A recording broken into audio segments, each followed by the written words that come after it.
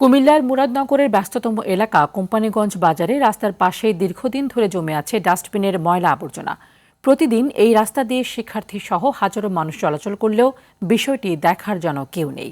স্থানীয়দের অভিযোগ, নিয়মিত ময়লা অপসারণ না করায় এই সমস্যার সৃষ্টি হয়েছে। কুমিল্লার মুরাদনগর থেকে মোহাম্মদ আরিফ হোসেনের পাঠানো তথ্য ও চিত্রে আরও জানাচ্ছেন আবরার মাহি।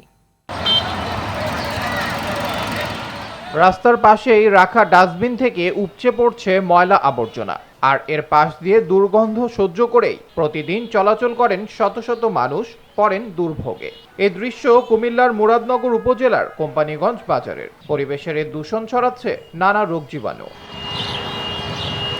বর্ষা মৌসুমে ডাস্টবিনের ময়লা রাস্তায় ছড়িয়ে পড়ে সৃষ্টি হয় জলাবদ্ধতার, ব্যাহত হয় মানুষ ও যানবাহনের চলাচল। স্থানীয়দের অভিযোগ, প্রশাসনকে একাধিকবার জানানো হলেও নেই কার্যকর কোনো ব্যবস্থা। যাতে গন্ধে আসা যাওয়া করতে পারে না, আর বৃষ্টি আসলে পানি জমতে হয়।